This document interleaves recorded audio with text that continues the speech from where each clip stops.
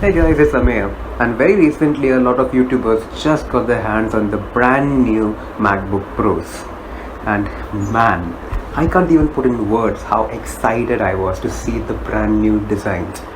They have some amazing power, and the screens. Don't get me started about the screens. They are overkill.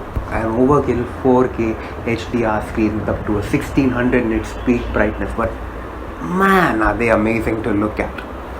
The power is what I was most excited about.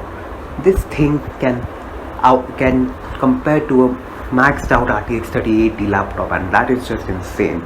Something so thin, so sleek, and that too without being needed to be plugged in, can match the power of RTX 3080, which takes more power alone, 165 watts in the MSI G76 Raider, than the entirety of the MacBook, which only takes like 140 watts. So naturally I was extremely excited. The following results I'm going to show you are from a site called CPU Monkey. So if these are wrong, please don't come at me.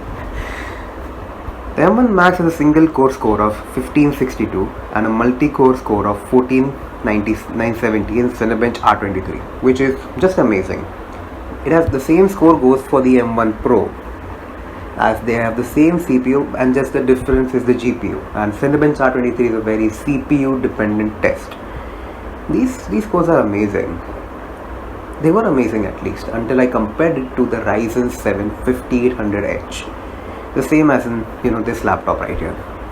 The Ryzen 7 scores 1445 and 12780 in the single and multi-core tests respectively. The Ryzen 7 is clearly lagging behind the M1s. So why am I disappointed in them?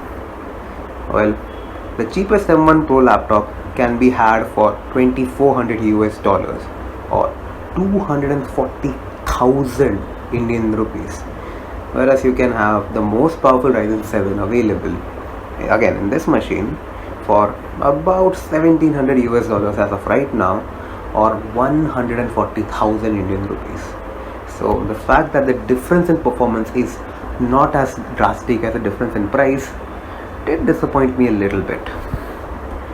But my disappointment and the future risk for Apple doesn't end there. Intel is rumored to release its 12th generation of processors very soon. The Alder Lake lineup with 16 cores and up to 24 threads. As of right now, the i9-11900H is very close in performance to the M1 Max and M1 Pro chips. And Intel is definitely going to drop these chips when Apple will still have about 6 to 8 months before they release their new M2 Max and M2 Pro laptops. So for about 6 to 8 months, there is a very good possibility that Apple is going to be completely outclassed and outperformed by the same company that they dropped and so humiliated. I don't know what's going to happen, but I can't wait for Intel to drop their Alder Lake lineup pretty soon. Now, there is no solid test of GPU performance available for the M1 Max and M1 Pro at the time of the writing of this script. But in Dave 2D's video, he highlights that it can be as powerful as a low-powered RTX 3070 mobile, which is found in a lot of laptops like the Zephyrus G15, the Asus TUF-F15 and others. This is obviously a far cry from the performance that they were claiming. It is supposed to match up to the RTX 3080 in the MSI G76 Raider, but I believe that the M1 Max has at max the performance of this machine, and GPU performance that is. This is a maxed out RTX 3060 laptop, and it is about as powerful as a low wattage RTX 3070. So yeah, Apple just lied to us. That was expected, I guess, though. Now, there is one scenario where I believe Apple did live up to its claims. The GFX Bench 5.0 Aztec Ruins test. The M1 Max comes damn close to the MSI G76 Raider. But of course, this is the best case scenario for the MacBook. Just like the Geekbench test, I would take this with a pinch of salt, because these tests are heavily biased towards macOS. They are extremely well optimized and they run amazingly on Apple hardware.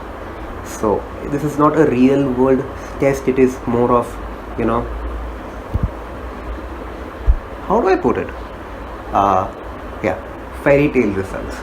You could take any laptop, give it the perfect conditions, and it will run amazingly. So I would take these results with a pinch of salt. Now for gaming, no matter how high performance Apple packs into the machines, into the Mac machines, it's still a Mac running Mac OS, and Mac OS is horrible for gaming. It lags the games, and it also doesn't support gaming properly. So yeah, even with the limited data available about gaming, we can still see that the MacBook sucks for gaming.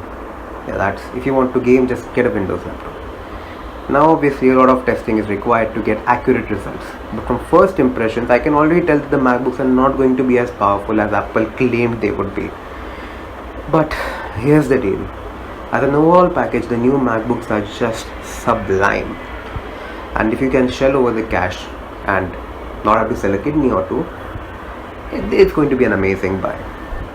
So before I start the hate train about the MacBooks, which I will in a bit if I need to, just stay on. Yeah, here are some reasons why I believe you should buy the MacBook. First, if you need some heavy work done like AutoCAD, Autodesk Maya, photo editing, video editing, music production, or whatever the pros do, I believe the MacBook will be an amazing on-the-go companion for you. Secondly, if your work demands Mac OS, of course you need a MacBook, just get a MacBook. Third, MacBooks are ridiculously fast for day-to-day use. I don't know what it is about MacBooks, but they just feel ridiculously fast. An equally powerful Windows device just feels sluggish when compared to a MacBook. It may be due to the software optimization, or it may be due to some CPU turboing. Whatever it is, the Macs are just an amazing experience for day-to-day use. 4. The MacBooks are just an amazing package overall. They're light for the power they pack, they're thin, they're compact, they have a great keyboard, massive trackpad, and just a mind-bogglingly good screen. No Windows laptop comes close to being as good as an overall deal. But on this topic, I'd also like to talk about this bad boy here, the Legion 5 Pro. They have some of the best, the Legion laptops are some of the best keyboards available on the market, derived right from the ThinkPad range. The ThinkPad keyboards are absolutely legendary. Anyone who has used the keyboards will swear by it. I have personally tried the keyboard on the 2017 MacBook Air, which is the scissor based keyboard, not the newer butterfly keyboard which was then discontinued again for the scissor keys. The scissor keys are supposed to be amazing, but from what I have tried, it was just okay. I didn't really like it. I much prefer the Legion 5 keyboard as it is a lot more snappy. Whoops. This keyboard is a lot snappier and it just feels better, at least from my perspective. So I would suggest you give the keyboard a try before swearing by the Apple keyboards. And well, if you're looking to buy a new MacBook, here's a tip for you. This is only applicable to Indian audiences though, so if you're living outside of India, just look up the laws in your area. Apple will give you a GST invoice, so you can get 28% of your MacBook if you decide to write off the purchase as a business expense. I'd say you should talk to an accountant first and see exactly how to do it, because I've just heard it works. I haven't done it since I don't have a MacBook. But yes, you could potentially get the base model 14-inch MacBook Pro, which is about 200,000 INR to 140,000 Indian rupees, which is just a much better deal. So if you can get a tax return, please get it. It'll make the MacBook so much more worth it and a much easier pill to swallow. And lastly, buy the MacBook if you're rich and you just want to show off. So the reasons not to buy the MacBook are many in my opinion, but we'll get to that when and if necessary. So for now, I hope you enjoyed the video. Like and subscribe if you did, and I'll see you next time. Bye.